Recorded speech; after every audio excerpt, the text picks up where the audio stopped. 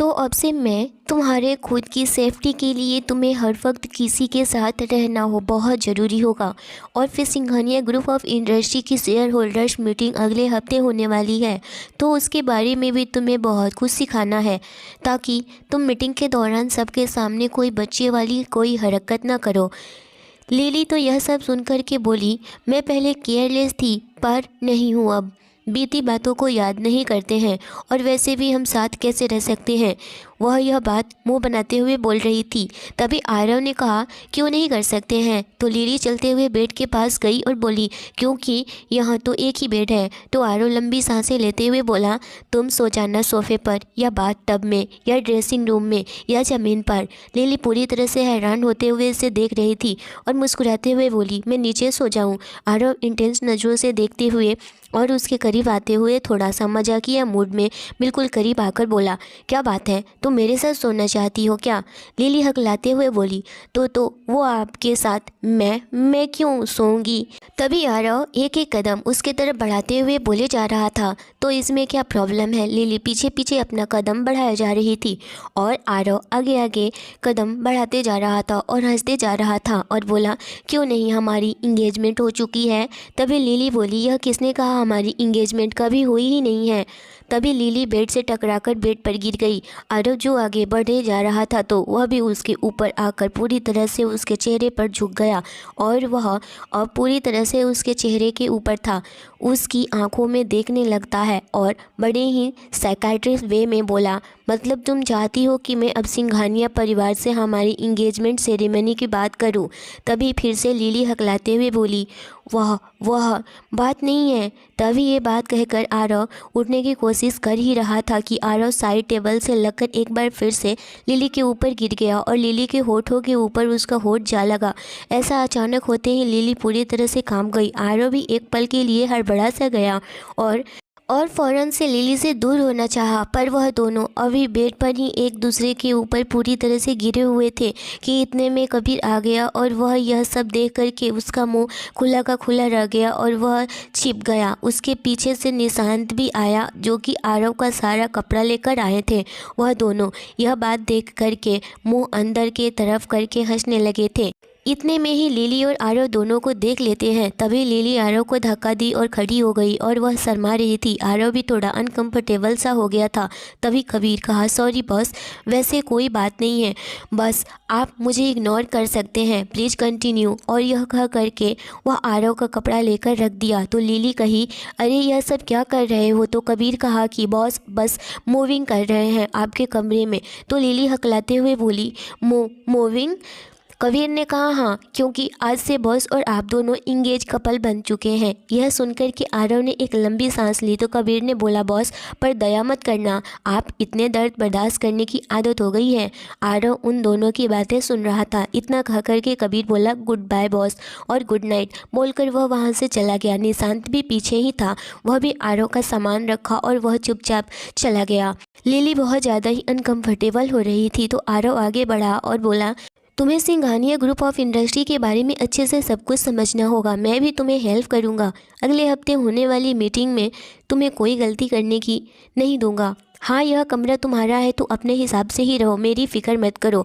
इतना कह कर के वह सोफे पर बैठ गया और साथ में ही अपना शर्ट भी खोले जा रहा था। यह देख कर के लिली अपना चेहरा घुमा ली। यह देख कर आरव उसे देखा तो ऐसा करते लिली पर उसको हंसी आ गई और वह अभी शर्ट का बटन पूरा खोला भी नहीं था कि लिली जैसे ही पीछे मुड़ी उसका पैर लड़खड़ाया और वह गिरने को हुई कि तभी आरव उसे अपनी बाहों में थाम लिया और लिली गिरने के डर से उसने आरव के शर्ट को पकड़ ली, जिससे कि आरव का शर्ट फट गया। लेकिन आरव को उसकी टेंशन नहीं थी शर्ट की।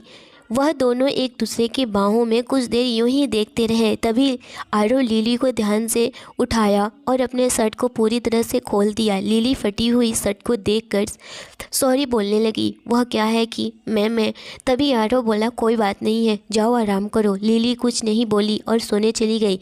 लिली बहुत ज़्यादा ही नर्वस हो रही थी और बोली आप यहाँ पर सोएंगे। मेरा मतलब वह नहीं था, मेरा मतलब वह कि लिली बस हकलाते हुए बोल रही थी। आरव ने कहा, मुझे ज़्यादा सोने की आदत नहीं है, मैं कहीं पर भी सो लूँगा, मेरे हालत पर मुझे छोड़ दो और तुम जा कर के बेड पर सो जाओ। लिली बेमन से एक एक कदम बढ़ाते हुए बेड की तरफ गई और लिली बेड पर सो गई, लेकिन उसे नींद नहीं आ रही थी क्योंकि आरव उसके कमरे में था। जैसे ही वह दूसरी साइड में मुड़ी तो वह देख रही थी कि आरव आधी रात तक जाग रहा है और अपने टैब पर कुछ कर रहा था और इस वक्त बहुत ज़्यादा ही हैंडसम लग रहा था। उसे देखकर लिली कहीं खो सी गई थी। वहीं जब उसके कमरे में वह आया था तो वह बोल रहा था कि क्या तुम चाहती हो कि मेरे साथ तुम भी सो जाओ, और लगता है कि सिंघानिया परिवार से हमारी इंगेजमेंट सेरेमनी रखनी पड़ेगी और रिक्वेस्ट करनी पड़ेगी इसके लिए। इतने में ही लिली अभी यह सब बातें सोच ही रही थी कि आरव को लगा कि कोई उसे देख रहा है। तो जैसे ही लिली की तरफ वह आंखें उठाकर देखा तो लिली हड़बड़ा सी गई और वह फटाक से अपने ब्लैंकेट ओढ़कर दूसरी साइड मुड़ गई और सोने की कोशिश करने लगी और वह काफ़ी डर रही थी। यह सारी बातें आरव नोट कर रहा था और कुछ सोच करके बस चुपचाप से सोफे पर टेक लगा करके लेट गया। अगली सुबह आरव ने टेबल पर आवाज़ करके लिली को उठाया। लिली अभी नींद में थी और वह बोल रही थी नहीं अभी सोने दो यार, लेकिन आरव ने बोला उठ जाओ सुबह हो गई है। लिली ने अपने फ़ोन में टाइम देखी, अभी 6:30 हो रहे थे। इतना देखते ही आरव ज़बरदस्ती लिली को हाथों से पकड़कर उसे उठा करके जॉगिंग पर लेकर चला गया और वह जॉगिंग में दौड़ लगवाने लगा। इधर मिस्टर सिंह भी दोनों को जॉगिंग करते हुए देख रहे थे। लिली थोड़े टाइम में हाँफने लगी थी और बोल रही थी अब नहीं होगा, बस बहुत हो गया। तभी आरव ने लिली का हाथ पकड़कर फिर से उसको दौड़ाने लगा। मिस्टर सिंह दोनों को काफ़ी देर तक देख रहे थे और जॉगिंग के बाद लिली को साथ में लेकर आरव आया और उसे बोला जाओ जाकर वॉशरूम में शावर लेकर के आओ। लिली बोली पहले आप जाओ। इस पर आरव उसे गुस्से से घूरा, लेकिन ऐसे घूरते देखकर लिली डर गई और जल्दी से अपने कपड़े लेकर चली गई। कुछ देर में ही वॉशरूम का दरवाज़ा खुला और लिली बाथरोब पहने आई और जब आरव ने उसे देखा तो देखता ही रह गया। फिर होश में आया और बोला ड्रेसिंग रूम में तुम्हारे लिए कपड़े निकाले हुए हैं, उसे पहन लो, तब तक मैं शावर लेकर आ रहा हूँ। इतना कह करके आरव वॉशरूम में चला गया। लिली कुछ सोची और उसके चेहरे पर खुद ब खुद मुस्कुराहट आ गई। अगले ही पल वह अपने सर को झटकी और ड्रेसिंग रूम में रेडी होने चली गई। आरव इसीलिए यह सब कर रहा था कि वह पूरी तरह से लिली को काया सिंघानिया बनाना चाहता था। उसके कपड़े और ड्रेसों की नॉलेज लिली को ज़्यादा नहीं था। लिली ने एक वाइट कलर की लॉन्ग वन पीस पहनी हुई थी जो कि आरव उसे दिया था, जिसमें लिली काफ़ी खूबसूरत और प्यारी लग रही थी। आरव वॉशरूम से आया तो लिली ड्रेसिंग के आईने के सामने थी। वह देखा जो कि लिली अपने बाल बना रही थी। यह देखकर आरव लिली के करीब आया और उसके हाथों को पकड़कर रोक दिया। लिली फौरन से पीछे मुड़कर देखी तो वह आरव था। आरव ने उसे आंखों से इशारे किया कि मैं करता हूँ और बोला ये मुझे करने दो, क्योंकि काया सिंघानिया एग्जैक्ट बाल कैसे बनाती है वह मुझे अच्छे से पता है। तो तुम रिलैक्स होकर बैठ जाओ। और वह उसके कंधे पर हाथ रखकर उसे आईने के सामने बैठाया और उसका बाल सही करने लगा। लिली बस उसे ध्यान से देखे जा रही थी और इस वक्त आरव बहुत ही प्यारा और मासूम सा लग रहा था। कुछ देर में लिली का बाल बनाने के बाद आरव ने उसे हिल्स के पास लेकर गया और वहां से हिल्स लेकर आया उसके ड्रेस के मैचिंग के अकॉर्डिंग और उसे सोफे पर बैठाकर अपने हाथों से लिली का पैर पकड़कर हिल्स पहनाया और फिर उसको रेडी होने में हेल्प किया। अब एक बार आरव लिली को आईने के सामने लेकर गया और बोला देखो ऐसी लगती थी काया सिंघानिया, तो तुम्हें हर रोज़ इतना ही परफेक्ट दिखना है और फेस पर कोई भी घबराहट नहीं, बस एटीट्यूड लेकर रखना है बिल्कुल काया की तरह। यह कहकर वह लिली को बड़े ध्यान से देखने लगा था और लिली के जवाब का इंतज़ार करने लगा। तभी लिली बस अपना सर हाँ में हिलाई और बोली ठीक है। तभी लिली को ध्यान से देखा तो उसको मेकअप थोड़ा सा अच्छा नहीं लगा तो वह खुद ही उसके करीब गया और बोला लिपस्टिक सही नहीं है। उसे पसंद नहीं आ रहा था तो उसे हटाने के लिए बोल दिया। लिली उसे एक एक लिपस्टिक का सेट बारी बारी से दिखाकर अप्लाई किए जा रही थी, पर काफ़ी लिपस्टिक के सेट लगाने के बाद भी लिली के होठों पर लिपस्टिक आरव को पसंद नहीं आई। तो आरव खुद से ही उसके लिपस्टिक सेट उठाई और उसके होठों पर अप्लाई करने लगा और बहुत ही इंटेंस और प्यार भरी नज़रों से उसे देख भी रहा था और उसके कोमल और गुलाब की पंखुड़ियों की तरह होठों को अपने हाथों से ही लिपस्टिक लगाया जा रहा था। तब लिली ने उसे ऐसे लगाते देखकर बोली आरव हो गया। तब आरव होश में आया और उसके होठों को देखा तो वह एक मुस्कुराते हुए स्माइल पास किया, जिसे लिली भी देखकर मुस्कुरा उठी थी। उसे भी वह लिपस्टिक बहुत पसंद आई थी। आरव फिर एक बार और उसके बालों को भी सही तरीके से बांधा, जैसे कि काया सिंघानिया बांधा करती थी। लिली इस वक्त अपने हाथों को बहुत ज़्यादा ही रगड़ रही थी और फिर आरव ने अपने बाहों में भरकर लिली को बाल सही किया और उसके बालों में भी हेयर पिन्स लगाया। उसके बाद पूरी तरह से लिली को काया सिंघानिया में एक्सचेंज कर दिया और फिर स्माइल करते हुए बोला, यह लो, अब लग रही हो तुम काया सिंघानिया हो। क्योंकि पूरी तरह से काया सिंघानिया में परिवर्तन करना चाहता था, इसीलिए वह हर ड्रेस से लेकर मेकअप करके उसे तैयार कर रहा था और उसे सिखा रहा था कब कैसे क्या बोलना है और किस तरह के लोग उसे ऑफिस मीटिंग में होंगे। सब कुछ आरव उसे समझाया। दिन भर लिली को समझाने और उसे काया सिंघानिया बनाने में लगा था। यही करते ही रात हो गई तो सब ने डिनर किया और आरव और लिली अपने कमरे में आए। लिली अपने बेड पर सो गई पर आरव सोफे पर सर टिका दिया और कुछ देर में ही उसे नींद आ गई। अचानक उसे सपना आया कि कार एक्सीडेंट हो रहा है। वह नींद में ही बड़बड़ा रहा था। देखता है कि कार पूरी तरह से पानी में डूबता जा रहा है और वह भी डूब चुका है और वह हाथ पैर मार रहा है पानी में। वह पूरी तरह से डूब रहा है, कोई बचाने वाला नहीं है। फिर अचानक से वह सच में अपनी मुट्ठियाँ बंद करने लगता है और वह तड़प रहा होता है। तभी लिली उसे ऐसी हालत में देखती है तो वह अपने बेड से उठकर आरव के पास आई और बोली, आरव आप ठीक तो है ना? आरव क्या हुआ है आपको? और वह हड़बड़ाए जा रहा था। आरव क्या आप मुझे सुन सकते हैं? आरव। तभी लिली बहुत ज़ोर से आरव के हाथ को पकड़ ली थी। तभी आरव लिली का गला पकड़ लिया और उसे ज़ोर से दबाने लगा। आरव इस वक्त होश में नहीं था, वह इस वक्त पूरी तरह से सपने में था। उसकी आंखें बड़ी बड़ी हो रही थी। तभी वह नींद से उठ गया और देखा कि यह तो लिली है। फिर उसे फटाक से लिली के गले को छोड़ दिया और उठकर बैठ गया। उधर लिली अपने गले को पकड़कर हाँफ रही थी।